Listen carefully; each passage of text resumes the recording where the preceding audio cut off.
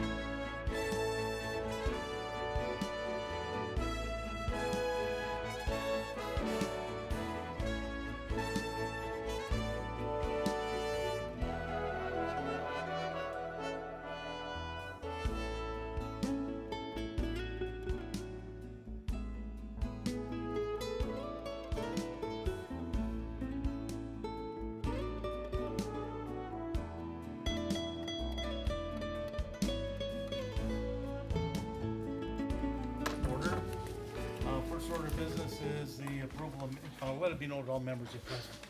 Oh, the public. Oops. First order of business, approval of minutes of various meetings. Is there a motion?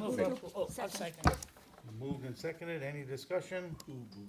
One moment. Alderman Vitale and Alderman Rankin. Thank you. All in favor? Aye. Opposed? Carried. Item D. Well, 2 and 3 are related. These You are can do them together, Mr. Chairman. that'd be Yep, fine. resolutions. We're not gonna act on these tonight, obviously, because we have to wait for the public hearings. The first one is Did you for the say sale that's of final? property at 68th Street, why that's not 1706 their final? 68th Street to United Health Services of Delaware for Behavioral Health LLC. And item 3 is the sale agreement with the Community Development Authority in the city of Wisconsin, agreeing to sell that land. City, Community Development Authority has their hearing tomorrow night. We'll have our hearing on the 16th. So there's no action taken until after those hearings are held, but if there's any questions, Correct. Mr. Chairman, the CDA can only sell land after the common council approves it. That's what number 2 was on there. And then number 3 is the purchase and sale development agreement. The council also has to approve that. That's why they're in there. So we're gonna give you a little background information.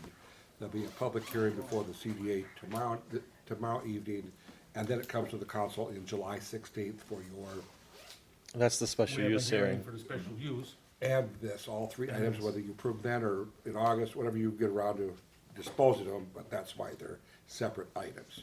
So we'll go through it very quickly. Patrick, if you'd like to give us a background. Sure. Well, just recall that the CDA owns the land on 68th and Mitchell. It's around 7.5 acres of land. It's the former Milwaukee ductile foundry. What's proposed by UHS is a $33 million development, a 120-bed facility. It'll have around 250 jobs. They plan to commence construction by this fall and open by 2021. The city is selling this land for $750 for all 7.5 acres. $750,000. Yes. I forgot the few zeros. No TIF dollars to the development, and then we're also offer new market tax credits to help with the financing of the project. Again, the hourly wage for those employees is around $55,000, $26 per hour. This would have a benefit of bringing people to the neighborhood. If you looked at the whole development of the 33 million, if we looked at 40% of that total development cost, it would be around $350,000 per year in taxes generated by the project. So it's gone through Plan Commission, and Plan Commission recommended adoption. For the site and landscaping architectural review and for the special use, not for the sale or the development agreement. And just kind of outline how this process has moved. UHS conducted door-to-door with the neighborhood. I think at the previous meeting, many of you attended the CDA meeting where they outlined their neighborhood outreach. They had a neighborhood meeting on June 13th. We had an introduction presentation by UHS on June 19th. And the Plan Commission acted it on June 26th. And then tomorrow night is the public hearing for the sale of land. And then Common Council will have the agreement and special use on July 16th. So that is the status of approval for the project. Please, on future presentations, instead of saying common council approval of agreement, say Okay. common council consideration, Okay, because this assumes that we're gonna approve it, and that's not necessarily true. okay. I just saw that too, and I go, whoops. I think because we write the resolutions, you resolution to approve. We'll make sure I it doesn't understand. happen. Yeah. It gives the wrong impression to someone just looking at the agenda and saying, well, they already made up their mind, and that's not the case. Okay. And now on the purchase and sale agreement, I think you asked to combine these two topics together. Again, it's the purchase price is for the 7.5 acres of land. It's $750,000, and they're buying it as is, whereas. And then we've already received post-closure modification from the DNR for the site. So that means we're selling a brownfield site. We went to the DNR per the site plan and said, if this was built, can we get no further action on this site?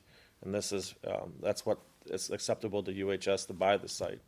So and then from there, they assume all environmental responsibilities for the property. The developer will obtain, as mentioned here, and the developer must self-finance the project and then provide a guarantee of performance for the TIF. So this is saying they're gonna start this fall and be built by 2021.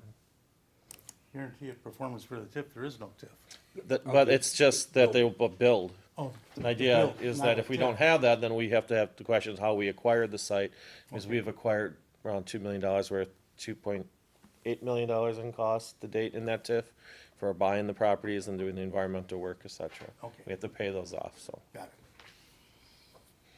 And we have Brian Randall representing UHS if anybody has any additional questions that they'd like to be on asking us. So What time will the hearing take place? 6 o'clock tomorrow. All right, thank you. And that pretty much sums up the development agreement. In this case, without the TIF participation, we don't have too many nuances or anything with the agreement. It's pretty straightforward, so.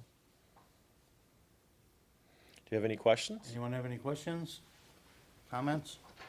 Mr. Chair, Alderman Weigel. I had asked that the notification area for these public hearings be expanded beyond the general distance, and I know I talked to John about it, and he assured me that he did. Do you have that map, that notification area map? I can get that to you shortly. Well, I just wanted to verify that we went like east of like Yes, 71st. Steve will be here in a little bit, and we can talk to Steve again. But we did go to, I think I showed you that map, the 70th or 71st Street, and we actually would have, West of 71st or yeah, something. we went even east beyond the, I think we went like 500 feet instead of 200 feet. So we would have even went on the other side of the industrial property, whatever neighborhoods were over there, we took them up too, so. Well, that was my point. The 200-foot rule just covered a lot of industrial. Yeah. Yeah, Right. so, we just, at the very first, we got a big broad area. Thank you. Okay, if there's no further questions regarding items 2 and 3, we'll move on to item 4. This is a Brian, if you would like to, thank you very much. Thank you. You're more than welcome to stay. Thank you. Number 4 is a resolution designating proposed boundaries and approving project plan for tax incremental district number 17, Lincoln West Corridor, City of West Allis, Wisconsin. Mr. Steble. Thank you, Mr. Chair. We got this proposal from a developer who wanted to buy the former Weir Steel building and tear that down and put a motel on. And then he said that all his development costs could not be covered by a market rate hotel and asked for a TIF. And we said, well, we will take a look at that and evaluate it. And we'll talk about in a moment how we did evaluate it. We even did something differently. We usually hire SB Freeman to take a look at the economics, for the internal rates of return and cash returns, and making sure they're only getting market rate for the developer. We have Ellers to help us evaluate the proposal, and this project, we also hired a construction firm to help us look at the cost, so that we know what the base cost is, because usually we end up, we also have a cost sharing agreement, that if they, a cost savings, agreement, that if they save any money on the cost, we get 40% of it. Well, we wanna cut that down to as little as possible, so we're squeezing them from both ends. And we're not gonna ask you to approve this, but we're still working on that squeezing process. And it appears that we will be coming back with a recommendation for a TIF, but we don't know the exact dollar amount. Right now, it's gonna be like 1.4, what they asked for. By the time it gets to the council on the 16th, it may be a little bit less, but not substantially. Want to give you a heads up on that. Did you say 1.4? 1.4. Thank And Patrick will go through, it'll pay off in about 8 years. But Patrick, if you'd like to give a quick rundown. So, all of you have received a copy of the TIF plan, I believe, in your packets or in your emails. The proposed TIF is, this is 102nd and Lincoln, this is the former Weir Steel building, so you're looking north. This is the building looking south. This building would be raised and a new hotel would be constructed in this general area. The developer will divide the site into 2 lots, one for the hotel and then for future development, kind of an outbuilding. The hotel will have 4 stories, conference room, indoor pool, fitness center, pretty much your conventional Holiday Inn and Express. It has gone through Plan Commission and has received recommended approval. The hotel has received their flag approval back in March, and the site value for the hotel will be around $12 million, and they have a future building of around 16,000 square feet that would have a value around $3.5 million. So on this site, you would have around $15 million worth of development. They have around a $16 million development cost all in, so. And looking at the boundaries for the TIF, this is the Weir Steel site on the upper right-hand corner. We looked at a broader spectrum in this area, to see how we can maybe attract and influence development in this general area. There's office building right here, which was the former Maritime Bank building, then Layton State Bank. It went up for auction. It's Several been, years, and the church, we're trying to get it into a private redevelopment. And we're just talking to brokers about, hey, if you really need something, we might be able to take a look at helping do something really big. Can you tell us what that is? so when we look at the Weir Steel building's assessed value, it's around $1 million. And you can see with the level of investment in this area, it could be a significant increment gained. So if you looked at the broader area of the TIF, we would have around a $12.4 million base. There's around 17 properties within that, in that area. The developer provided us a breakdown of what are the costs that are increasing the budget, and then provided us a range on the high end, low end, and then the averages, and what his spectrum might be. And some of these have come down, but he's asked us for $1.4 million.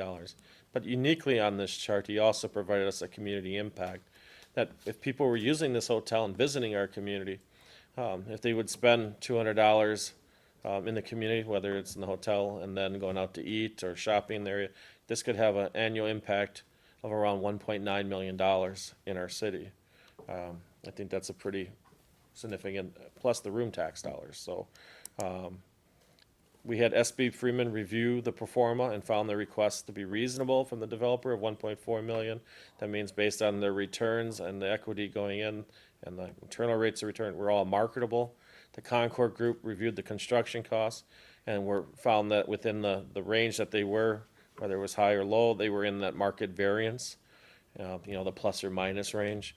And then the Hospitality Group found that the market study for the hotel, or adding this hotel to our community, would not impact the one on South 70th Street. That was one of the ones that was with that other one to be developed that we were concerned about. So, Common Council, again, consideration will be August 6th.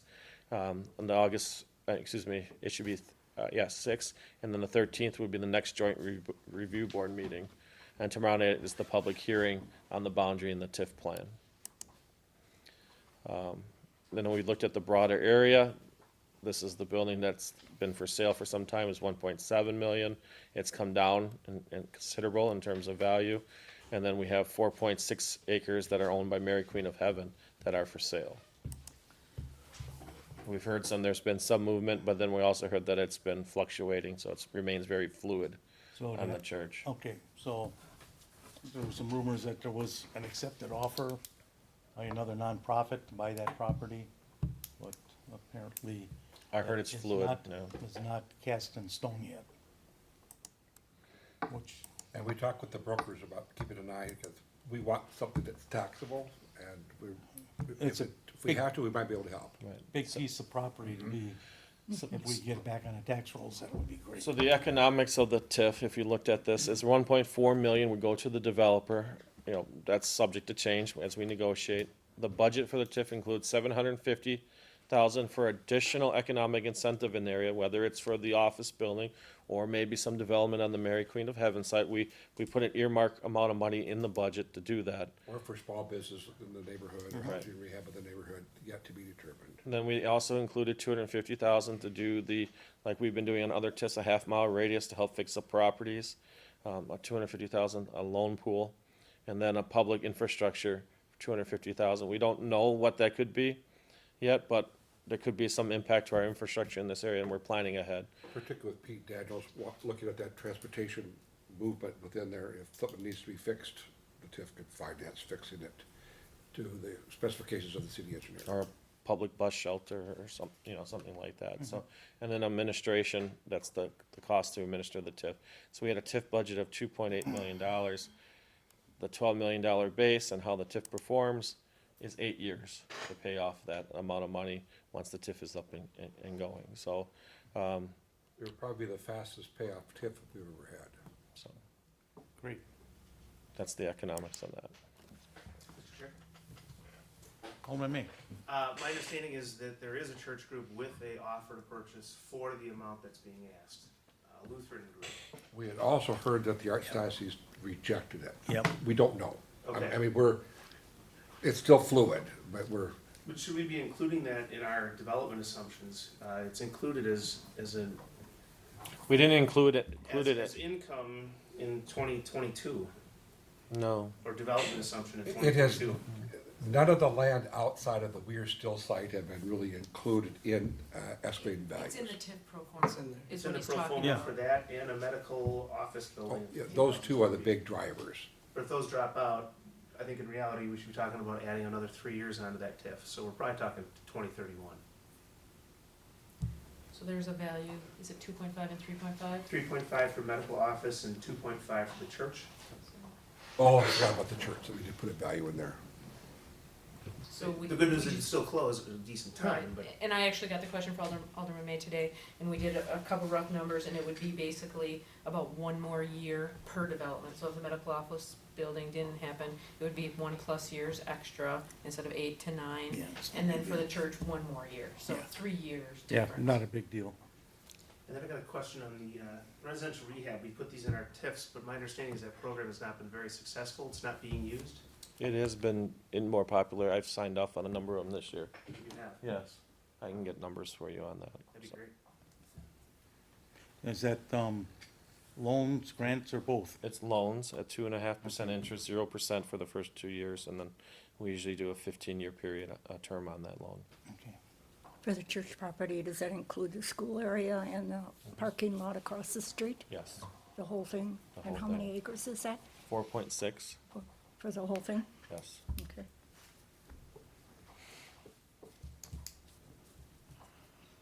Thank you, Mr. Chair. Anything else? Any other questions regarding item 4? Not, we'll move on to item 5. That's discussion on the response to the request for proposal submitted for 6771 West National Avenue and the adjacent parcels. Mr. Chairman, on this site is the 6771, the white building we refer to it as, and the former Perfect Screw site, how that land mass will be redeveloped. We issued a RFP to get development, particularly after we took off some of the siding to see if the state would designate it as historic, and if they do, it brings a lot of value to the project. They can, depending on what goes in there, it could be between $2 million and $4 million in tax credits, so it's a very valuable commodity. And so what we're gonna go through is, we've received 3 proposals. 2 of them were for the white building and the press steel tank site, and one of them was just for the press steel tank site. I'll have Sean go through those 5 proposals. Thank you, John.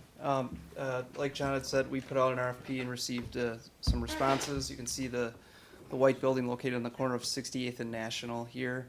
And then the remainder of the site that also went out as part of the RFP is the adjacent sort of 3.1 acres of space. This includes the Perfect Screw building and then a few other vacant parcels. You can see, below here, we've had some renderings done. We were sort of in a phase of would a developer even be interested in this property and that type of thing. And so the Zimmerman Group put together a rendering of what the building could look like if the siding were removed. It is, all glass behind that siding, essentially. There's about an 8-foot high, brick area, and then the remainder is glass. So you kind of see one of the proposals actually kind of showed what it could, just to show the amount of glass, I guess, on it. Again, these are the areas that went out for the RFP. This is National Avenue, 68th Street, Mitchell Street, and then the railroad tracks. Number 1 is the white building, and then parcels 2, 3, and 4 is sort of the adjacent properties that were put out as part of that RFP. They're sort of broken down to the right here. So just to show you where the status of this is, we did briefly on June 19th present these to the CDA. The CDA indicated an interest in one of the proposals that came back, the BOM group, which is an event space, which we'll go through in detail, which is part of the historic rehabilitation part of the RFP, preserving that white building, putting in event space, and doing some interesting things. We also just put together a review team just to get a really close look at these proposals and just get an idea of their economic and impact on the neighborhood and things like that. So the BOM group is proposing, that's they're proposing to do a historical rehabilitation of the white building, proposing to create a really interesting event space, which we think could be have a major impact on the area. They also would like to do some food production along with it, and a kitchen incubator, which we think there would be a high demand for, and along with some additional commercial space. You can see this is a view of how they think the interior of the building could lay out. There's a second floor, partial second floor space that they're showing here, and then this is sort of their view from the ground floor of sort of the shared bar area and some of the event space, and sort of you can see all the windows and glass, wood ceilings and things like that. There's a layout of it. Again, this is National Avenue here. The 10,000 square foot event space, which we think could be a huge draw, would have smaller commercial tenants that would support the event space itself, along with they may just have interest in being in the area, utilizing the farmers market, things like that. Their proposal has these at very affordable rates, so it wouldn't be space like we maybe see in some areas, some developments where it's just left vacant because it had a high price put on it. Very Would be affordable. designed to get subsidized enough to be able to get a low rent, to get start up businesses, beginning small businesses to get started. So occupancy won't be a problem here. It'll probably be a lot of turnover, but that's kind of the concept, to get people started that want to start a business, or maybe we do expand a business, that type of thing.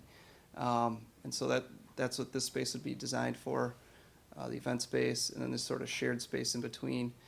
And then they're proposing this brown area. They're proposing like a brewery or something of that nature for that area, and then the food production space, and then sort of this green area is like a cafe off towards West Mitchell Street. So we think this could be, the group thought this could be a really nice use in the area, could trigger some interest in, people come here for a wedding or a corporate event or something like that, and now you're in the neighborhood, you might come from out of town, and so you might stay in a hotel, you might check out some of the restaurants, stay a day or two and things like that. So we think it could be a huge draw. The building's could be a landmark, and it could be the most, interesting visible building in this whole neighborhood once the building's removed and it's restored. And so we think it's a good use of what could be a landmark building. We also have a proposal from another very reputable developer, J. Jeffers and Company. They do a lot of work in the city of Milwaukee, a lot of historic rehabilitation work. We were really excited to get a proposal from them. Their proposal is for 81 units within the building.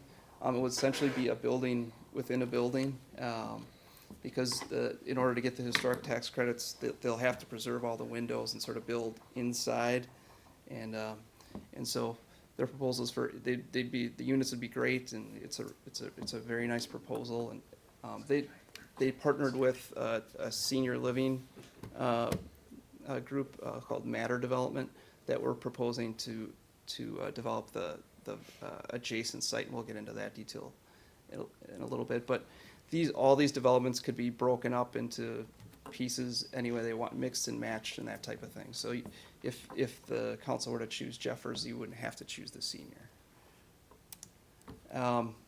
So our review team did conclude that we thought that the BOM proposal was the best for the use of this building and for the neighborhood itself. Thought it could be a catalytic thing for the neighborhood, and so that was the recommendation that came from the review team on the historic rehabilitation aspect. On the other sites, it wasn't as conclusive. So it's 3.1 acres of land adjacent that we had talked about. We received 3 proposals: the 40-bed physical therapy rehabilitation center, that 72-unit senior living facility I just mentioned, and then we also received, they actually proposed with BOM, this 90 Mandel group, partnered with them in this 90-unit multifamily group development. Again, the council could choose to mix and match in any you know, any of the, within any of those. But the 40-bed physical rehab center has a $10 million estimated taxable value. They are asking for $1 million of assistance. They would pay us a decent chunk of money for the land. And one good thing about them is they could begin construction upon completion of the development agreement. And they would add a lot of employees to the area, up to 150 employees, which is a nice, a sizable dent. We're estimating that taxable value, the development cost, we think is about 17 million. But they originally approached the city about building a single-story building on a 5-acre parcel. And then we told them, could you get a smaller building and go up, and we pay the incremental cost. And that's why, and we'll talk about that in closed session, is why they're asking for any money at all. But go ahead. Yep, and so the question just was, with this one was, is this, you know, it's a nice use, serve a need, good taxable value. Just, is it, you know, just a question of, is it right at this specific location up along National Avenue, sort of between the farmer's market and the event space? And that's something that came out of it. SB Friedman has evaluated all these proposals, and their conclusion that they would need more information before they could weigh in. Number two, this is the senior living proposal, adjacent to the white building, $12 million value, $2.8 million in assistance requested. They could start upon completion of the development agreement. And again, similar concern from the review group to the other one is, you know, nice proposal.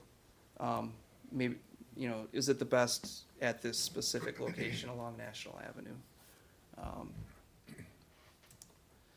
The third proposal is for the market rate units from the Mandel Group. You can kind of see their layout down here. So here's the white building. This is how they would lay out the apartment units. Just a view of what they could look like.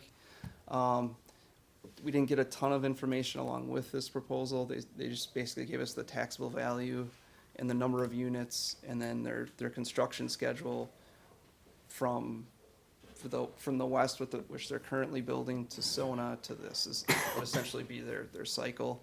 They thought they could get to this by late 2020, but again, we don't know how much they're asking for and things like that. So kind of inconclusive in that regard.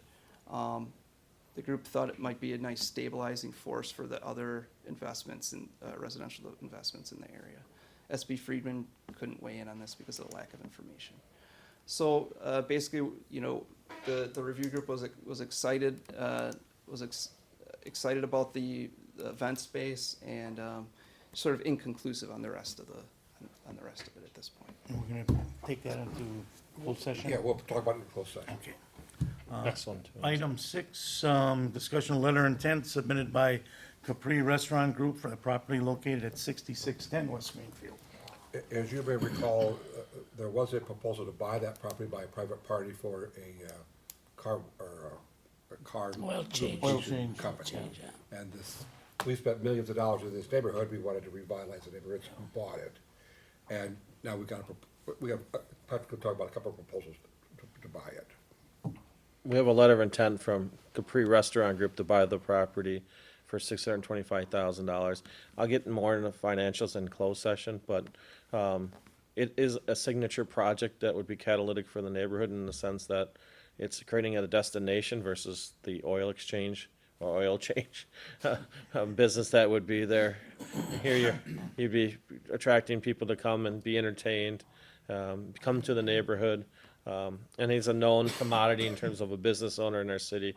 And he's been doing, I shouldn't say him, Abby and Chris have been performing quite well at their current establishment. And this would be not in that model, but in something a little bit different. And I'll go a little bit at in closed session. There is another group that today just emailed me expressing interest in the property. And they have, within the last month, looked at the property. So, and we'll talk about that in closed session. Just a What quick are question. they asking? Oh, I'm sorry. Gary? Mr. Alderman Chairman, Barzak. quick question, with Capri, would they close down their other location or No. have two? Two. Thank you. Mr. Chair, what are they asking for the building? The CDA owns the property, and Oh. we have it listed for $650,000. That's what we're asking for. 650,000. Okay, Now, thanks. but we'll talk about that. Yeah. Item 7 on the agenda, discussion relative to the redevelopment of Chris Hansen Incorporated in the area 92nd and Lapham. It's another closed session item. Okay, pulled it, okay. Item 8, discussion relative to issues regarding utilization of the former Sam's Club and Beyond Vision pilot. Hold that? Or you want? Yes, we'll hold that. Okay, we'll talk about that in closed session. Item 9, an ordinance to amend subsection 12.06, definitions in subsection 12.10, general provisions of the RMC relative to motor vehicle and small engine repair in residential districts. Thank you, Chairman. Hello, everybody. So the status of this is that the Plan Commission had recommended approval of this ordinance previously, and then Council heard it on the June 4th, and it's held in committee right now. Our City Attorney, Cale Decker, has indicated that, after considerable discussion at the last Safety and Development meeting, there was discussion about nuisances and concerns from, I think, various districts about auto repair, and who should be performing that. So Cale was saying that the ordinance could be passed in its current form, and he was looking at updating the nuisance chapter to better strengthen the city's position in terms of complaints that are obviously generated in various districts throughout the city when you get a person that's running a business out of their garage, and cars are coming and going, and they're revving engines all hours of the night, like we heard at the Safety and Development Committee meeting. So We from may our, be suggesting that you hold tonight until we do get the nuisances, so that way you could have them Yep. together to see if it makes you comfortable or Yep. not. And then, Mr. Chairman, also, Yep. on top of that, you said running a business, but somebody that's a hobbyist that is continuing working on a car for like maybe 6 months and constantly working on a car, I All think sorts that of needs to be, nuisance. addressed Or also, has a- not just a business, so. Right, has a cabinet shop on the side and building cabinets in his driveway and, sawing and I think, pounding I think the all whole that sort of idea is thing. too, it's gonna be like the noise, the nuisance things that keep Exactly, you up it's in gonna the be early in the morning whatever- or late at night, and Right, this is gonna When be you don't wanna be nuisance disturbed. activities, not just working on a car. Right. There were two aspects of the actual zoning ordinance that I think could, any of it can be changed, obviously, but I mean, two parts that seemed to key in at the Safety and Development Committee meetings that, we updated some of the wording here. The item being repaired must be owned by the occupant of the home or a family member. I guess we were trying to wordsmith that a little bit. We can perfect that, but, and then the other thing was, daytime hours versus nighttime hours. Certainly, no one wants to get woken up in the morning or kept up late at night, so we wanted to focus in on any kind of repair or work taking place should only be during daytime hours and not after 10 p.m., not earlier than 7 a.m. And it certainly, that could change as well, too, if you wanted to play around with those hours at all. It's all on the table, so, Good. yeah. So we'll hold this until we get some recommendations regarding the nuisance ordinance. Great. Mr. Chair, You want me? I think at our group committee meeting, a lot of us were there. There were some of us who said it went too far, some people thought it didn't go far enough. I would almost just rather get rid of it and do everything based on the nuisance ordinances. Why can't a person put grease in their camper tires or, Well, change a tire, all that kind of It's stuff? certainly a possibility. Right now, we say they can't do any of that. Exactly. I'm saying we're stepping in the right direction, but Yeah. not far enough in some ways. But at the same time, I want to be able to, these other concerns where we control it through environmental factors, and so. I just want to let you know, it was more than just that, of course. Right. Yeah, and we're open to increasing the language, decreasing, simplifying, however you wish, yeah. So. Yeah, Mr. Chair, like I addressed before, the fact that, I had maybe, in 31 years, I had maybe 1 or 2 complaints about somebody that was doing repair for other people, But the fact was taken care, between the building and zoning, and the, and everybody else, really, the police went there, which they told me they couldn't do that, so finally they stopped it. So the fact is, what's really the amount, that we incurring in such problems, really, in overall, really, what's the percentage? The percentage, I think, I would say maybe it's 1%, really. For 60,000 some people in West Allis here, and 20-some thousand homes, What's really the percentage that we're facing on a daily basis with gripes and complaints really from neighbors because they're doing repairs in their garage? Alvin Barzak has got a neighbor, which I agree with him, that's kind of nuisance, you know? So, but what I'm saying, what's really the percentage that we try to create a storm of concerns, you know, which that really are there or not, you know, Well, really? You know, Alderman- that's my Alderman gripe, Vitale, you know, I really. agree with you, it's been, very, very lightly enforced. However, if you're the one that's working on your car and your neighbor's complaining and you're the one that's being told by building inspection that you can't work on your car all of a Well, sudden. that's wrong. But that's the way the ordinance is, that you It is, can't yeah, do it. I know, that's what So we that's have. why we're looking at changing it. I mean, Yes. I'll grant you, I had the same impression you did at first, you know, leave it alone, but if it is being enforced, which building inspection is doing, we gotta let people work on their cars, their boats, or whatever else in their drives. I mean, I do it, I think probably all of us do it at some time or another. Yeah. Yeah, what, Mr. Chairman, what it'll do is open the floodgates for people to work on it more. Yes. So the complaints will probably get greater rather than less, because right now, I agree with you, it's probably Very little. very Yeah. low, Yes, 0.105%, extremely low. Yep. But the teeth is there to shut somebody down that's abusing it. Once we pass this, it's gonna be like your ordinance that you introduced for having trucks in your yard. Now they're everywhere. You know, there's commercial trucks in everybody's driveway and they're in the alleys and then same thing when you introduce the fire ordinance. Now everybody's having fires all over and like I have one, you know, smoke comes in your windows and stuff like that because the houses are so close to each other. And this is gonna produce the same thing. It's all of a sudden now gonna produce that, hey, now I can work on my car and people are gonna start to really, really work on a car, and it's become more of a problem. Yes. So we're gonna go from, we're fixing something that's not broke, and we're gonna make it worse, is what we're doing. Sure, that's, Yeah. I agree with that. Any other comments? Not, we'll move on to item 10. Item 10 is the ordinance to amend sections 12.30 residential estate district, 12.31 residence district, 12.37 residence district, C1 central business district, C2 neighborhood commercial district of the RMC relative to short-term rental uses and updating definitions within section 12.06. Mr. Steeble. Mr. Chairman, this ordinance will help us deal with the short-term rental issue. And one of the problems or impediments is the zoning ordinance. So that's this part that we'll be dealing with today, and next week or whatever we want to deal with it. And then also, as a companion, will be the health department, rules and regulations and other restrictions. So there's two parts to this, but this is just part one, so. Yeah, the health department part will be in license and health committee. Right. This part, the state law was clarified, so that these are permitted in these districts.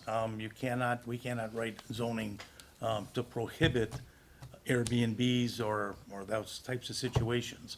So I think we want to get a better handle on it, and I see in the state budget this year, they passed a methodology where, Airbnb is registering now with each community, letting, apparently the communities, they're supposed to let them know what properties they're handling. We have to have a mechanism set up for these people to pay the taxes to us and to the state, because there's taxes owed. We have a number of people running these operations right now in West Allis where there's very little regulation.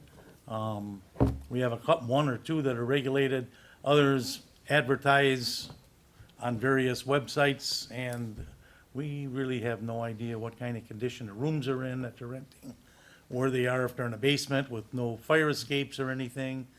So we want to get a little better handle on this. Actually, the hearing's in August, I think. Yeah, just a point of clarification, the presentation here. The Plan Commission did approve it, recommend council approval on June 26th. The public hearing is scheduled for July 16th. However, in crafting the ordinance, we realized we had to change some items in 1219, which weren't captured in the title that we published. So we're going to republish it for August 6th. Okay, so we're not going to hearing on We can July still 16th. conduct the hearing on it. Well, we could probably We'll cancel the hearing. We can probably cancel the Just hearing. cancel do and it just, for the yeah, 6th, do it yeah. once, and All right. that's the easiest way, But yeah, at least. so if you want, we can go over the quick little presentation here, but I Sure, think go ahead. you covered it quite well, Alderman Lysick, in your overview. But, you know, is to more or less take a look at regulating short-term rentals like Airbnb or vacation rental by owner and others. It's a very popular and growing trend in, as an alternative to hotels. I've stayed in some across the nation. You know, it's a nice alternative. You're staying in someone's home or a very nice Yep. condo in some cases, and there are some very good experiences that we've had in them. I So, have too. Yeah. And as Alderman Lysick mentioned, the state law has changed. It does allow us to regulate short-term rentals, but we're prohibited from banning them outright. Some communities did that early on, and the state grabbed hold of that and changed all that. So we can still regulate them, but it's tethered somewhat. We can't just flat out ban them.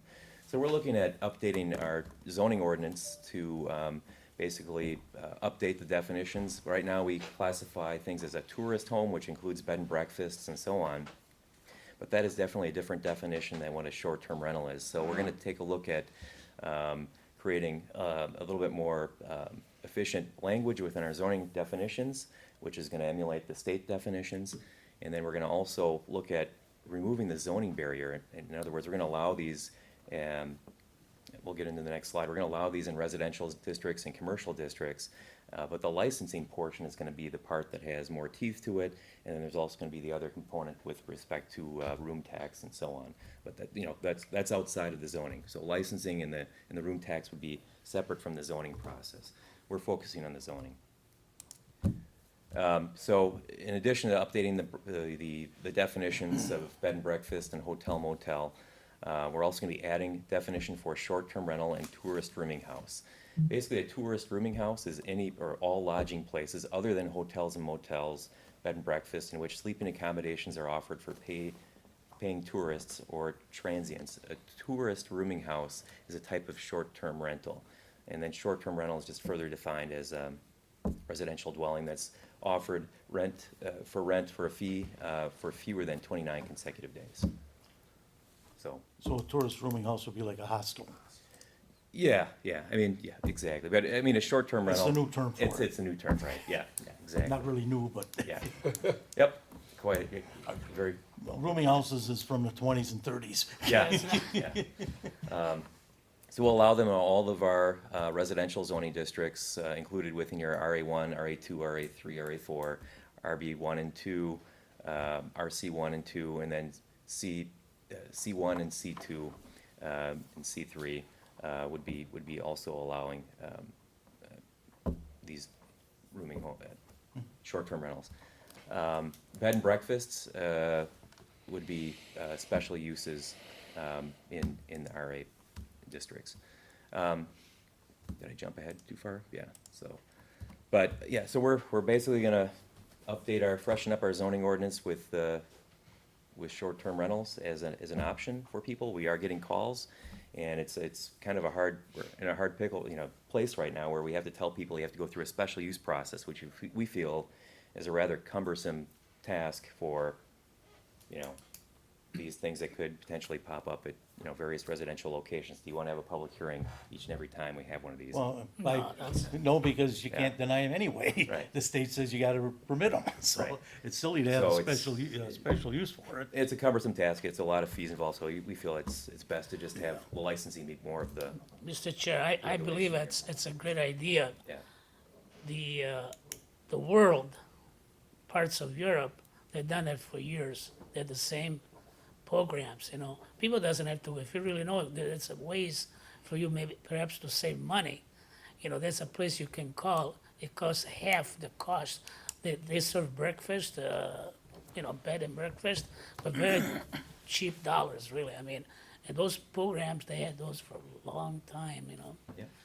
Talk about, if you go to Rome, I mean, you can search for those locations, you'll be saving money, To me, it's not a bad idea, really. Road trip, that's right. Yeah. We'll go explore those for you.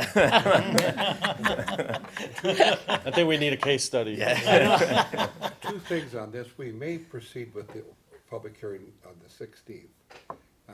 If once we reevaluate this, so that some people will be allowed to have it for the state fair or whatever sooner than August. Oh, or- if that's an impediment to someone Yeah, having it. or, at least we'll at least do the other in August.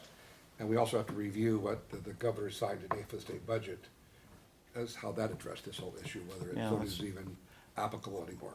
I would think that we just allow whatever's gonna happen during state fair happen, and let's have this and have Yeah. it done, do it correctly rather than doing it Yeah, twice. well, we will get it, we'll see what we can do to expedite the process, Yeah. to make sure that we don't inconvenience the public. Mr. Chair, Come on, Michael. I'm just wondering, are we envisioning, so as a permitted use, so there'd be an annual inspection by? It's gonna be up to license and health. Okay, and I just wanna know what you guys think. Yes, we're gonna have inspections and Like an requirements annual, and or all a one-time that. inspection when they get started, or an annual, and is it gonna be health and fire? I mean, I'm just trying to get a temperature of the room here, of how we see this going. I agree with you, Marty. It should be an I- annual inspection, really. I look at it as an annual inspection by building inspection, number one, to make sure that it's up to code. And fire certainly, to make sure that, you know, they're not in the basement with no fire escapes and that type of thing. Health department, yes, a once-a-year inspection I would think would be adequate. I don't know if you have to have an every-year inspection by building inspection and fire. I would think maybe every second year or something. So, we're calling these bed and breakfasts, because when I stayed in them 15 years ago, and they were typically included, the host brought you breakfast, or provided breakfast. Provided I breakfast. think a lot of them now, you were just provided with a kitchenette. We're not gonna call this a bread and breakfast. Well, we are calling it a bread. But no, we're redefining, we're taking it out and making it defined. Defining everything. There's a separate definition actually for bed and breakfast, where you actually, and it's, the state recognizes this too, so it's different from a short-term rental, Right. so it's completely different, Okay. a separate license. I would say if Yeah. the house is providing a meal, definitely the health Yeah. department should be in there checking on that. You still want them checking for Yeah. bed bugs and Yeah. things, you know. Yeah. Alderman May. What about things like parking? If a person rents out their house, short-term rental, and 6 college buddies wanna get together for a weekend, and they come out and all the streets parked up with 6 vehicles, I mean, are we controlling any of that through? We Yeah. had not anticipated dealing with that through zoning. If you wanna deal with it, you can deal with that through licensing, but we have not anticipated dealing with that at all, the parking situation. I mean, we do We're- have, We're, through licensing, we'd say, give us a description of your parking, give us a description. yeah, I mean, we do actually have parking requirements for bed and Build- breakfast. Bed and breakfast, yeah. So we would be updating that as well. That's actually To one of the include a reasons parking why we're gonna have to rehear it in August. We have got parking Yeah. requirements for the building, for the house, but not separately, additional parking requirements for the short-term rental. I'm thinking if I lived near State Fair, I'd love to rent my house out and offer lots of parking up front. for Rent it whoever out wants next to stay. July. Parking Patrick's here. Does it include parking? State fair parking. Separate charge. $20 per Yeah. half hour per. Yeah. Do we have any idea how many we have right now?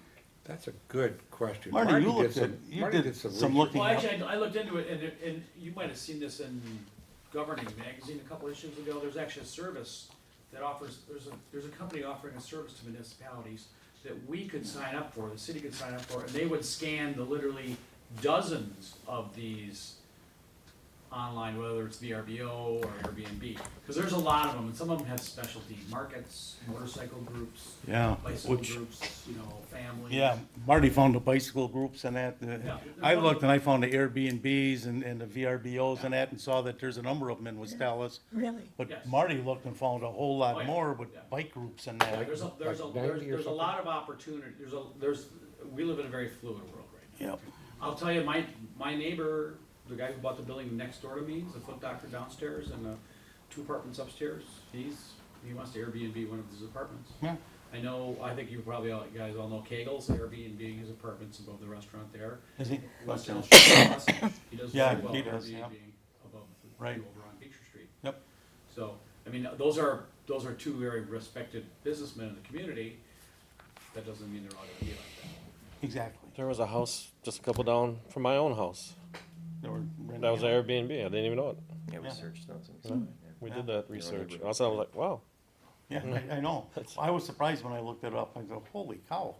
I didn't realize we had this many in West Allis. And we even talked about, we were talking about this for fee. I think one of the ones that's for, about for the cycling community, for the tours, bicycling tourism community. There's one called Warm Showers, where you don't even charge. You just offer a warm shower and a couch or a bed. And the idea is that you're just giving back to the cycling community, so. Well, yeah, if you're an We- avid we- biker or something, sure, yeah. But we're not regulating that because they're not charging. Because we said specifically here for a fee, right? Yeah.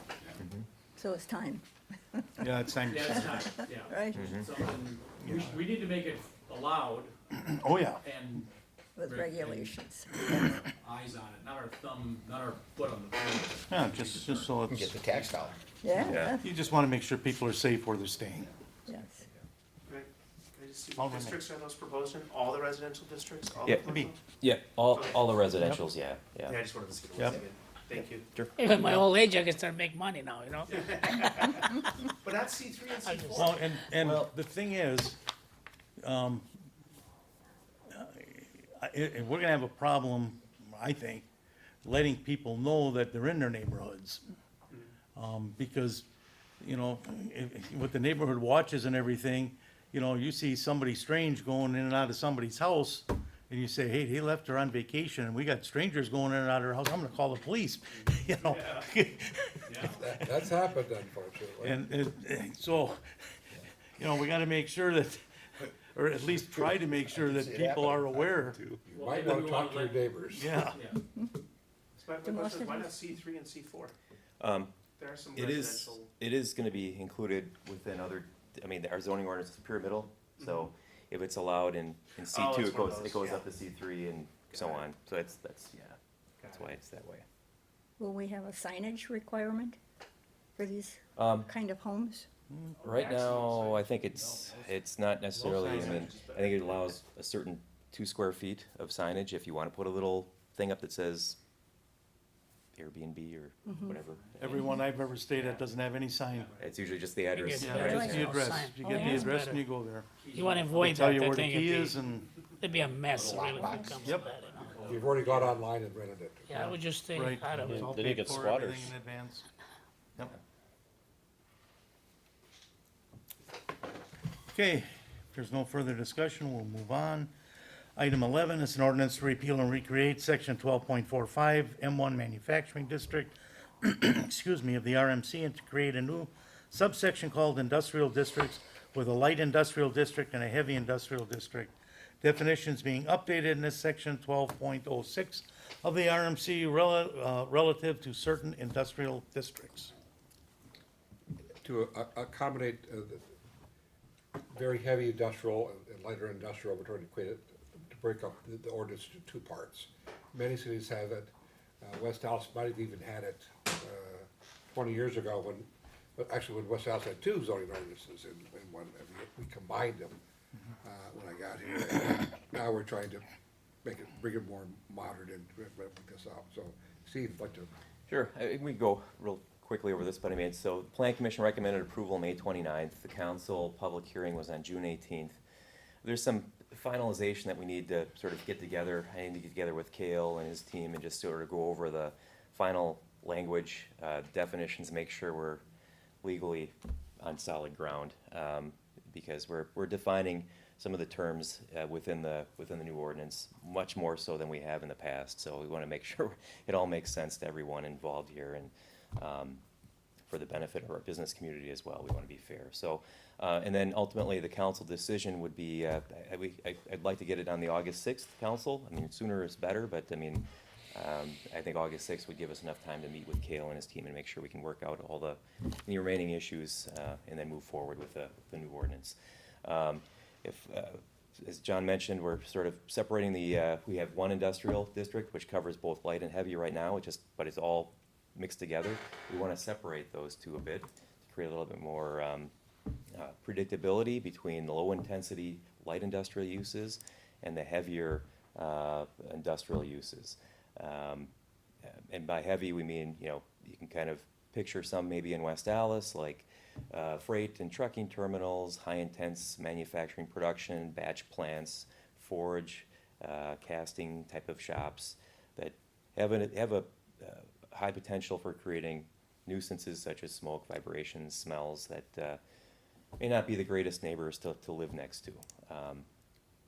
And then within the actual zoning ordinance itself, we have a use category, manufacturing and industrial uses, and then there are actually specific uses under those categories. And each of these, in some cases, are defined to better define what exactly we mean by, a foundry or a batch plant. And then there's also, over here, it tells you, here's the M1 allowances, where it's allowed, if we take a look at batch plant, for instance, under the new ordinance, it would not be allowed in an M1 manufacturing zoning district. However, it would be a special use in an M2, a heavy industrial.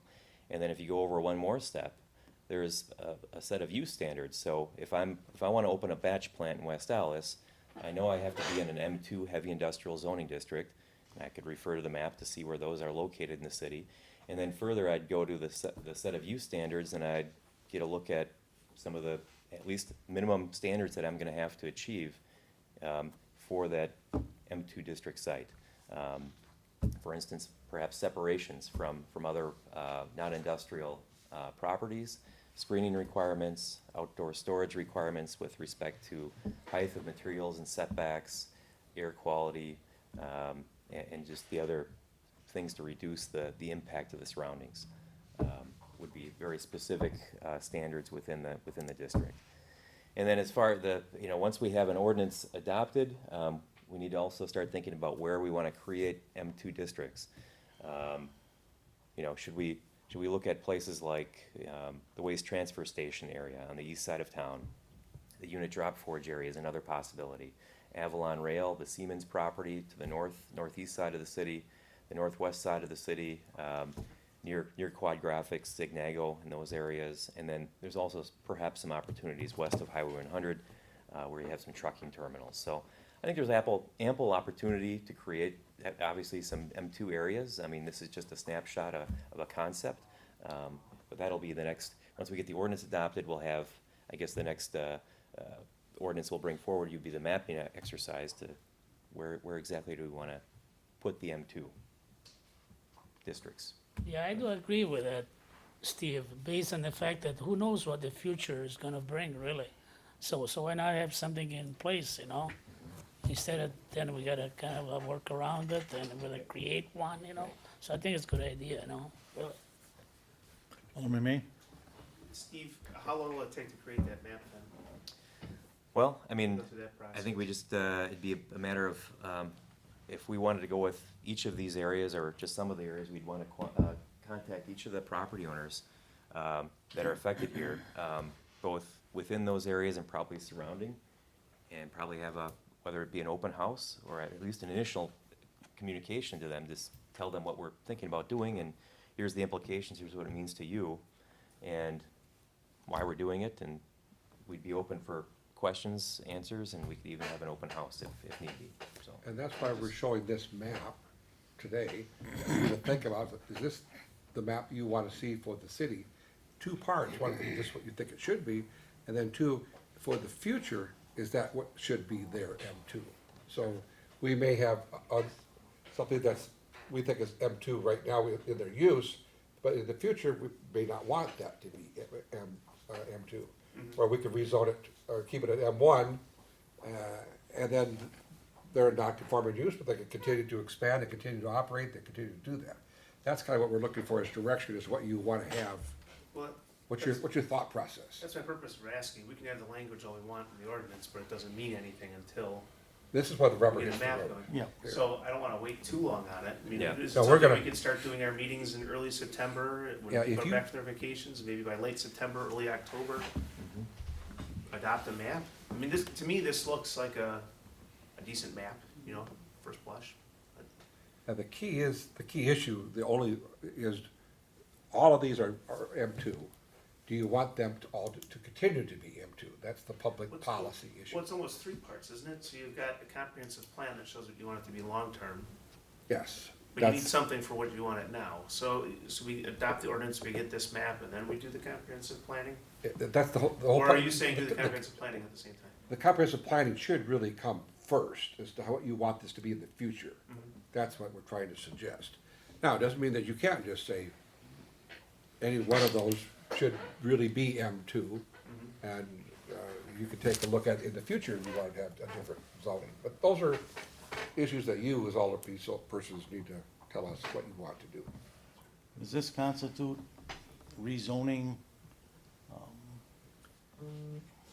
for each parcel that is gonna actually be downgraded in zoning? Do we have to notify all of those property owners and have a public hearing for rezoning all of their properties? Yeah. So then we should be doing that ahead of time to let them know that this is coming, so that if they have any objection, we should be sending them a letter and saying, you know, here's what's under consideration, here's what we're proposing, here's what's in the ordinance. We're thinking of downgrading your zoning from heavy manufacturing to light manufacturing, you know, and here's what's permitted, what are your thoughts, we're gonna have a meeting, or whatever.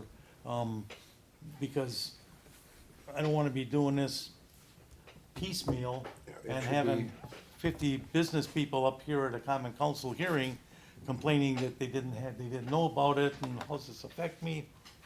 Everybody, every industrial property will be notified. Okay, Mr. Chair?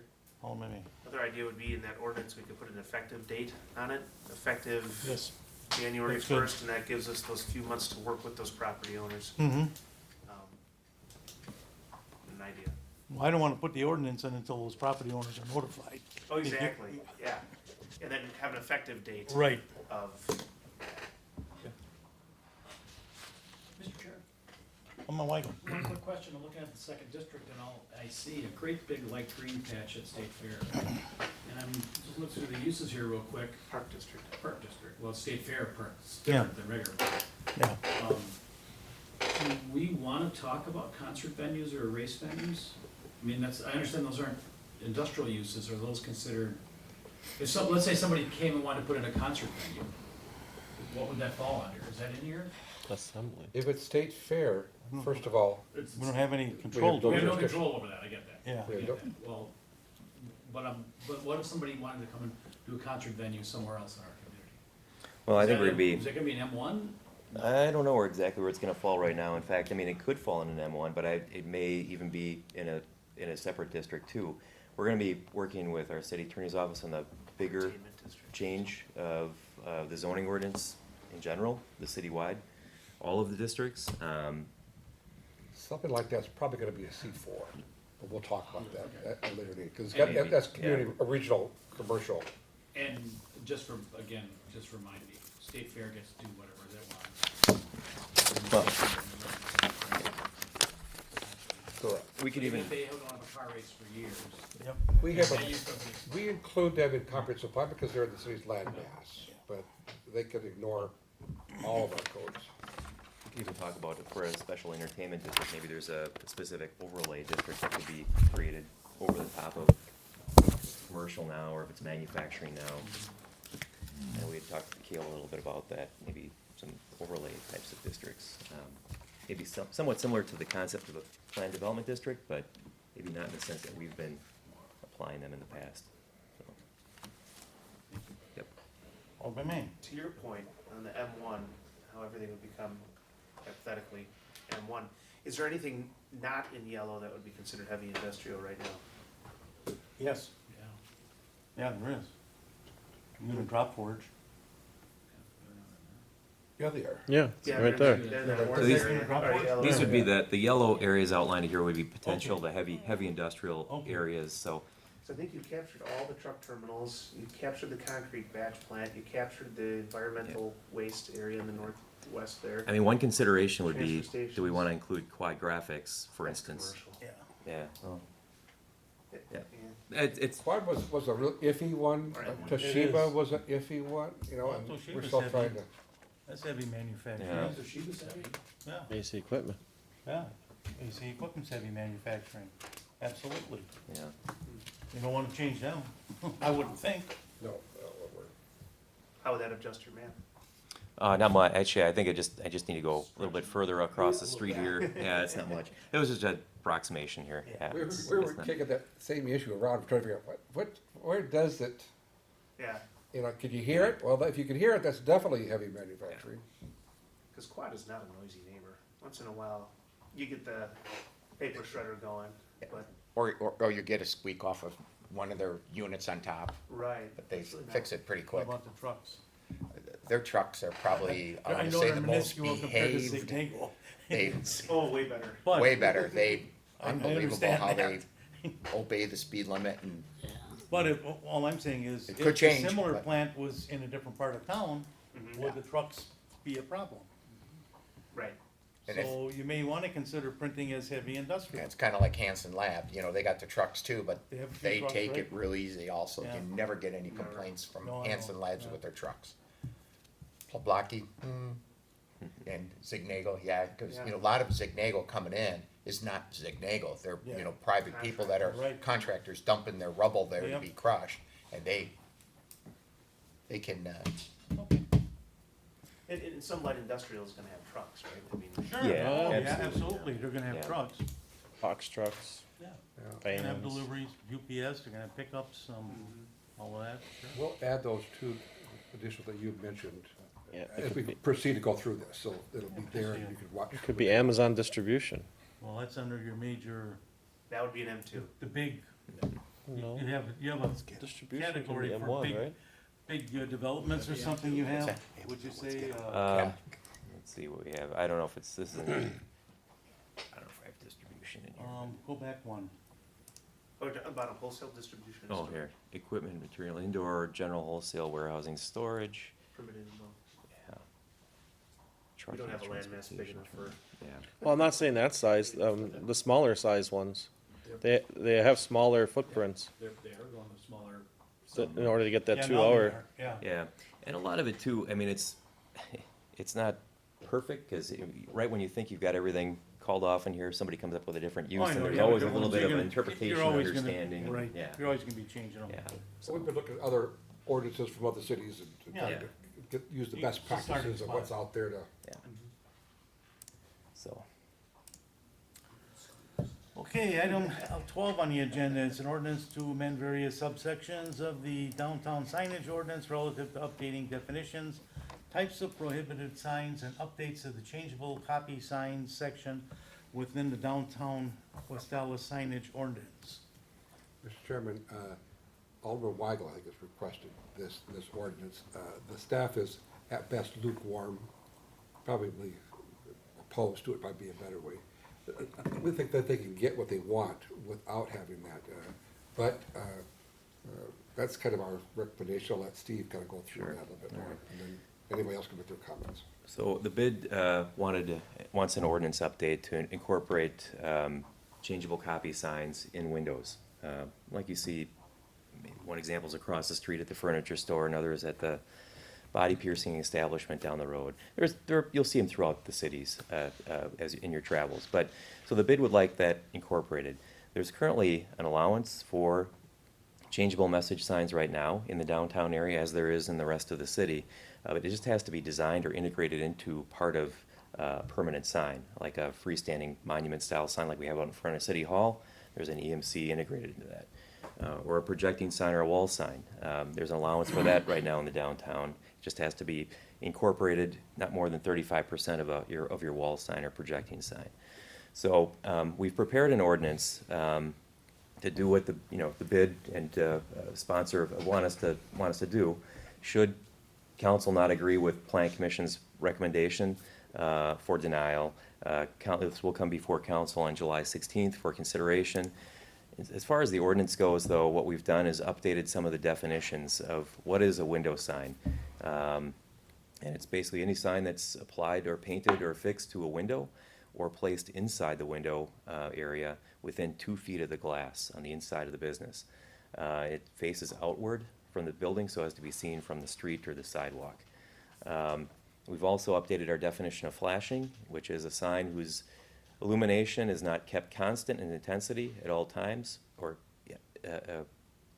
and which exhibits changes in light, color, or animation. For the purpose of this sign ordinance, display at intervals of 3 seconds or more shall not be considered flashing. So what we'd like for signs to do, if the council should decide to approve this ordinance, would be that if you have a window sign that has a message displayed upon it, that message should hold for 3 seconds before it changes to the next message, and so on. There are also additional regulation that no more than 20% of your window area can be signage, window, the Which we EMC, have that for all side windows. which is that way now. You can only have one EMC per business, so if you want one sign that says one thing and another sign that says something else, well, you can only have one per business. And the message should not flash, it has to hold for 3 seconds, and there's gonna be some brightness limitations that are built into the signage ordinance as well. No more than, I think it's 3-foot candles, and there's a way to measure that based on the ambient light, and there's a interesting mathematical formula with square roots and all kinds of fun stuff to figure that out. But, so what the Plan Commission was not for this ordinance when we presented to them on the 26th. They made the opinion that they didn't feel it was fitting with the downtown or the aesthetics or the image of the city, and they felt that the existing sign ordinance allows for window signage and allows for an expression of, I think my slides got turned around here. The existing ordinance allows for both commercial and non-commercial speech, business identification and advertising, and it also allows for changeable copy signage in the downtown. It just has to be integrated as part of the your main permanent sign.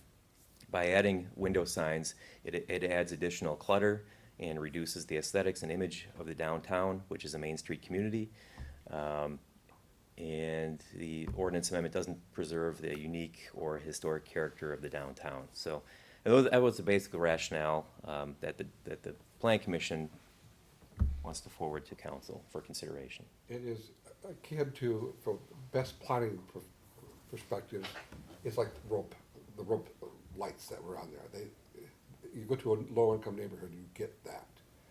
We think this flashing lights is the same thing. That's why we're recommending against them. Mr. Chair, I had somebody approach me in my district, which she's on 63rd and West Beloit Road. She was claiming that vehicles going west were not able to see her business, because going west, there's no much visibility. So she asked about putting one of those banners, standing banners within her property, and then I thought for a while it was a good idea, but then I kind of digested, and I was not really thrilled about it, I mean, I figured, well, if everybody we pass this type of ordinance, the space, it's not like a Pewaukee. I mean, I see them in Pewaukee areas, I mean, some of the business has those, they fly, they swing back and forth, and so people, I mean, you get attention on that. But within our boundary here, within the lot size, the business side, where do you put something like that, I mean, if it's a sidewalk, say downtown Greenfield Avenue, where do you put that? If you put it on a sidewalk, I think it distract people, traffic, and everything else. So that's why then at the same time, I asked that Dan from Building Inspection went to talk to her. I said, well, why don't you put a small monument, sign, that people will be able to see it with the, be lights on, and be able to see that it's a tailor shop, on 63rd and Beloit Road. And that's what I did suggested. So I was not inclined really, because I thought it was not a good idea, So I did change my mind, So this case, I think, I mean, it's kind of, about the same thing, really. I mean, and I tried to, more or less what Alderman Weigel had suggested, or moving with this type of ordinance, I don't know if it's a good idea, really, Yeah. Mr. Chair, if I could? So, this wasn't my suggestion. I agree with it. It was brought to me by the business owners of our downtown. There's really one place in the downtown that has a monument, that can have a monument sign. That's City Hall, okay? So that's a permitted one. We would permit every business to do a projecting sign, if you think about like what they have at Allis or the Crawdaddies on Greenfield, okay? Under our current ordinance, that would be permitted. So picture if every business applied for and would be granted those jutting out permitted signs, I mean, they'd be permitted, so there's a process, to be inspected, you know, but that's what our current law allows, okay? Now, our downtown is made up of almost exclusively small independent businesses, okay? City Hall can afford $20,000 for a sign. Paulie's can afford $15,000 to $20,000 for that sign. Most of our small businesses in the downtown just plain can't. And if they could, they would. I mean, we have a process that would allow them. Picture me, the foot doctor, the bank, the real estate agent, me, Swainios, just go down. If we had those projecting signs, which we would currently allow, okay? It makes a lot more sense economically and aesthetically, okay? John said the lights would be flashing. No, they would not be flashing. They would be displaying any message for at least 3 seconds, which means there'd be no animation, there'd be no galloping horses. The sign would say, lunch special for 3 seconds, and I'd ask you to stop and wait 3 seconds. Okay. Then it could go to the next message. Okay. Part of what's driving this is the cost has gotten cheaper, yes. And some of them do look really tacky if they're one color and they only have a couple of those red dots and they're really blocky letters, you know. And maybe we need some sort of process where the bid reviews and approves them on, you know, we have 120 businesses in the downtown. I don't imagine all of them would be asking for them, but I do see them in other communities. I travel quite a bit. They're not gonna be flashing. They're gonna be essentially a in-the-window version of what we would allow them if they had the money to hang on projecting out on the building. Okay. You know who has the money? The chains do. You know, these are the signs you see at Applebee's and, you know, when you travel around, you know, you see them at Ruby Tuesdays or Red Robins, you know, I have to think about my business. The small businesses in downtown can't afford $15,000, $20,000, $25,000 to go through the process of hanging a projecting sign. That's what we're asking for here. You know, hold it if we want to come up with some other solution. I just recently told you that if we had a bid come up with a design review committee, you know, because it really just struck me that we would allow these, we would allow them as monument signs. Okay, there's only one lot in the downtown that you can put a monument sign on, that's City Hall. There's And no we room have up here. one. There's no room City up Hall government sees the value of it, right? Yeah. We have one out there right now, it's doing its job. But we're preventing our small businesses that we say we support. This hasn't been introduced. Pardon? This hasn't been introduced at council yet.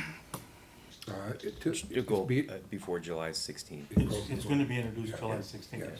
so we can't even act on it tonight. Yeah, it's actually it's not a public hearing because it's. No, in I the know, I bill, that's it. understand Yeah, that, it's but just- we yeah. can't act on it if it's not introduced. Right. It hasn't Yeah. been We're just officially giving, referred to. let you know, it's good, so you can act if you want to recess or hold it. Yeah, exactly, I understand that. I guess my question is, I glossed over it, how big a sign are we talking? We're talking one per business, and how big a sign? No more than 20% of the size of the window that it's in, okay? Okay. So that is 2 windows right there that we Yeah. see. So you could put one in there and be no bigger than 20% of the smaller pane, okay? Okay. Unless you had a really big piece of glass, single pane piece of glass, you're not gonna get a very big piece in. And if you look at our downtown, we have a very poorly enforced signage thing right now. Oh, probably, we poorly enforced all over. Yeah. The 3-second dwell, I think, is important. I see people with rope lights, I see them with rope lights on nice places too, Mm-hmm. with rope lights around the entire building, and we, Highway 100 Lincoln, there's a bar there. Highway 100 no, he's That- got his by that's- code. That was Oh, he's in legit, my code? yeah. Yeah, We but approved that Riverbend one. Shopping Yeah. Center has them all the way around it, Oh, it okay. looks very nice, No, they're not But- right? but they're not within code. Yeah, I think. And I the don't wanna say 3-second go after dwell- them, because they've really fixed up that shopping center, it's a real asset now. Mm-hmm. It's nice in the neighborhood. I I think the 3-second dwell is important. It's not animated, it's not flashing.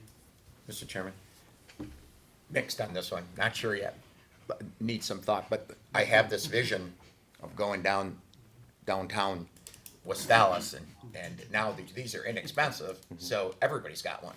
So I'm gonna be going, that one's 3 seconds, and it's gonna be like, whoa, what is going on down here? It'd be almost like, going through a carnival ride or something. Well, Petula so Clark did do a if- song about downtown. Yeah. Boy, Yeah. you're dating yourself. I know the song, I know the song. I know the song. I know It's the on YouTube, song. I'm sure. If, Macklemore if, I just have this vision recent. of, Hey, Marty, I didn't realize we're that old. not a pretty vision, but, so I gotta give it some thought, not sure. I agree, Alderman Barzak.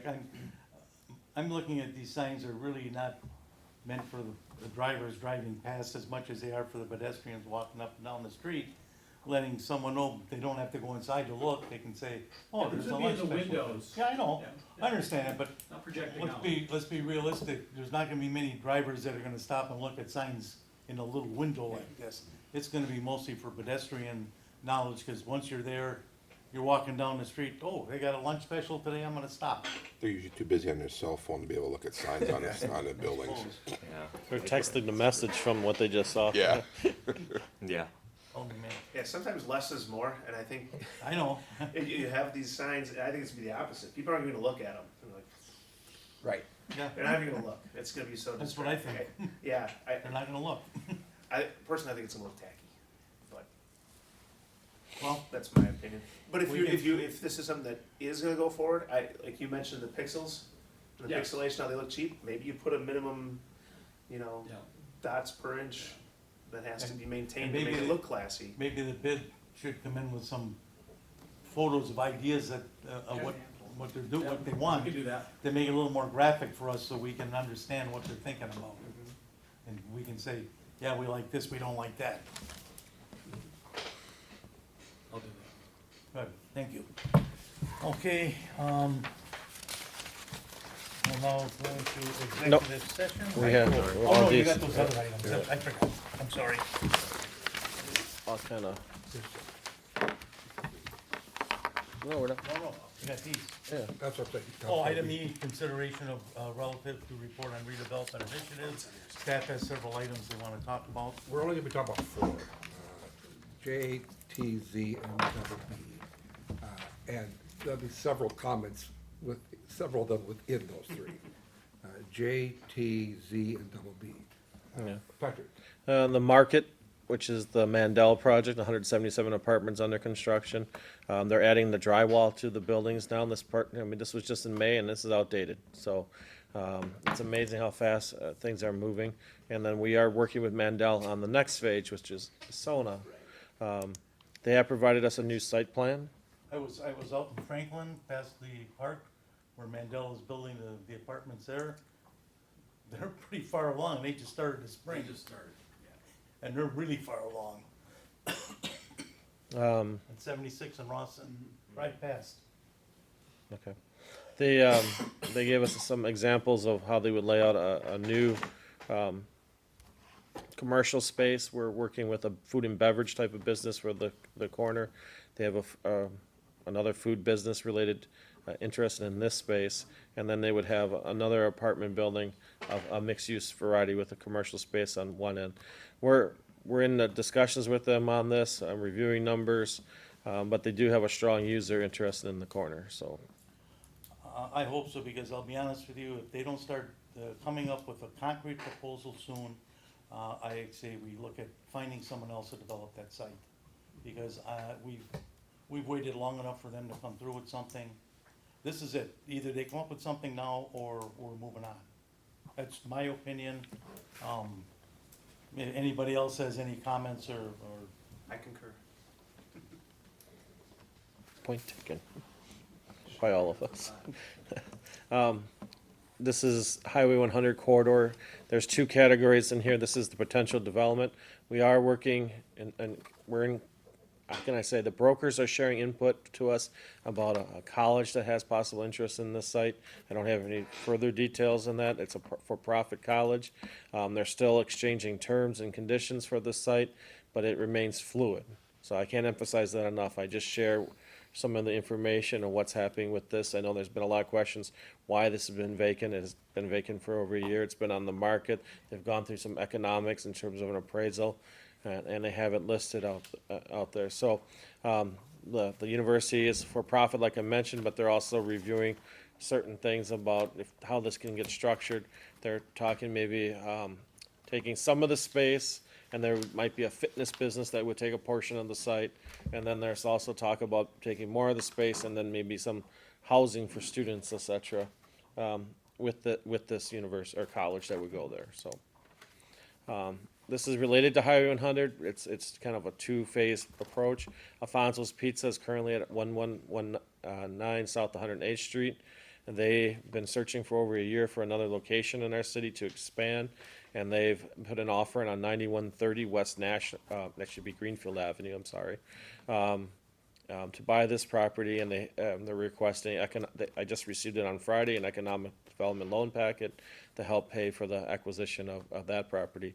And then as part of that packet, then a Jamaican restaurant, carry out and delivery would move into his other space, and that would be another partnership. So a little of activity in that corridor. The former Burger King, it's been known for some time now that the land underneath Burger King is for sale. When you go by and you see a for sale sign, it's the land that's underneath the building. Burger King renewed their lease, and they have a building that sits vacant on this site. As I said to the broker, I didn't know vacancy was a business. But in this particular case, here's the assessment. $585,000 total for this particular site. This lot over here is owned by Burger King, and then the building, and then the land underneath Burger King is owned by another entity, and that's what's for sale. We do have this in discussion with our city attorney. He is coming up with a plan, but I just wanted to show you a copy of their tax bill here, and miscellaneous property maintenance bill, snow removal charges, weed cutting charges, delinquent water charges were added to their tax bill, and just showing that it has had some public nuisance activity in terms of in the corridor. So just wanted to share that we are reviewing this with the city attorney and to figure out how we can progress to do some. There are some developers interested in the site, but they struggle with the economics on the parcel. Go back. And they are paying the bill on a regular basis. Yeah. And they're paying their taxes on a regular basis. That's the thing I think that Mike and I deal with on a regular basis. Why is that vacant? And we attempt to explain to everybody, but a lot of people just don't, they don't know that, Burger King renewed their lease. I think it's for 5 years, I believe it was. And they're paying the taxes, they're paying the rent, they're paying the bills, but we did get a delinquent water charge, but. I just, we bring this to your attention and for the public to drive by there and see that all the time. This is what a business is doing and keeping it as a kind of a zombie property in a way, so. Yep, still paying everything. We will be coming back in the relatively near future with some action options. Correct, thank you. Highway 100 in Lincoln area has seen some interest in the corner of, I can't really disclose too much, but there is some activity on that corner. But we did receive an application in the Lincoln Plaza for 3 tenant spaces for an Anytime Fitness to locate within this plaza next to the Thai restaurant and between the Health Hut, so. Several vacancies in there. Right, so, and then the Highway 100 Market Analysis and Conceptual Plan, Council approved Ginsler. We've sent them the draft contract, and then this is the draft timeline with the final approval date, or completion date around end of October. I do have a call with them tomorrow to go through this schedule a little bit, hit some of these key milestone dates and start identifying key stakeholders and people to be part of the interview process, so, this is ongoing. This is draft at this point. I just can't emphasize that enough. This is draft, so. Beecher Street corridor, we added this to the list because there's been a lot of investment in this particular corridor and a lot of activity. This is the former service station for vehicles, and then there's a plan to convert this into a coffee shop. Why did I go backwards? And this is the current activity. It's the patio's going in, the inside is almost done. It's moving very fast in terms of the coffee shop and brew pub that will go in there. And then the meat market, this is what was there previously, kind of vacancy sitting empty with a vision to turn it into a nice neighborhood meat market. And, this is the current, as of today. The firewall's under construction, the footings are in to get the meat market under. So a lot of activity in this particular area. We did receive an inquiry, or we've gone through a couple planning meetings with a business that's been looking for 6 months to open a brew pub, and they are interested into the former pickle business location. To put a brew pub in this location. There is a full kitchen in here. The unique problem or challenge here at this site is there's a garage that they would like to use as their beer garden in a way. And then they have an outdoor patio that would abut the alley. This is all just conceptual right now, but they've asked for some direction about how you see this dotted line here. This is how the public would have to use the or get access to the restroom. There is no direct path through the building because the commercial kitchen is here. Now this is not uncommon to maybe Wild Roots down the street with their outdoor patio, because if you sit outside there, you get service out the front door and use the public sidewalk to get to their patio. So they asked for some input on this. They would need a full liquor license because this is a brew pub. So they would have cocktails as well as beer that they would brew. That's a long walk, But I bring that to your attention. I think I've sent it to both aldermen for any input that you may have. National Avenue corridor, the 6125 West National Avenue, the bank building, actually had 2 interested parties in it, and we understand it's under contract by Red Line Group. They have a pub, British themed pub in the Milwaukee area. So they've met with planning staff. I don't know if there's anything you want to add. We also met with them about 3 years ago. These things take time. They keep coming back. No, they're very That's good. Excellent enthusiastic. location for it, it really is. Would be awesome. Yeah. And then, you want to add anything to that one? Okay. 6325 West National Avenue, this was part of Motor Castings, Castech, and this building's been for sale. There is a company that put an offering on it. We think there might be some environmental challenges on the property, just based on staining on the concrete and things like I that, want to so. mention one thing about this area. This is in the 6 Points redevelopment area, as well as the tip. But the redevelopment plan has in there one of the prohibitions for uses is auto repair. Otherwise, this probably would have already been sold for another auto repair facility. So, doing redevelop plans and masterminding the vision that you have for your redevelopment has some advantages other than just financing. There was a communications company that expressed interest in that property, and he's put an offer in, and I think he's in discussions with them at this point, so exchanging terms and things like that. Family Video, which is on 76 and National, not certain what's all going on here, like I said, this is fluid. Steve received a call from a signage contractor asking about sign limits and new signage for different businesses that would go in here, so there might be some evolution of this property here in the near future, so. One may move over, the other one, something else come in, not that they'd leave, but. Yeah, I'm surprised they have had that space, that largest space for this long. That's amazing. So 76 and Hicks is the old dry cleaning business that was here. I think it was a commercial dry cleaner that was at this site. It went through some environmental remediation, and just for everyone's knowledge, it has received DNR's closure, subject to doing some additional environmental capping and vapor mitigation, et cetera. There is a business that's interested in this site for an HVAC business with a showroom and parking and training facility and offices, lockers, et cetera, and then also some service for inventory and things like that. They would like to do something that is of a caliber like this in terms of architecture. Lots of glass. 2-story, high glass, modern look. Perfect. For that site, so just bring that to your attention. We've had one meeting, so we're Well, sharing things, We've so. been talking to them for over a year on this site. But now they're serious. Good. That's it. For agenda items 2 to 8, the committee may convene in closed session pursuant to the provisions of section 19.85, sub 1, sub E of the state statute for the purpose of deliberating the investing of public funds whenever competitive or bargaining reasons require a closed session. This committee may reconvene in open session after completion of the closed session to consider the balance of the agenda. Is there a motion to go into closed session? I make a motion. Second. Alderman Barzak. Aye. Alderman Stefanski. Aye. Alderperson Ranky. Aye. Alderman Vitelli. Aye. And the chair votes aye. We are now in closed.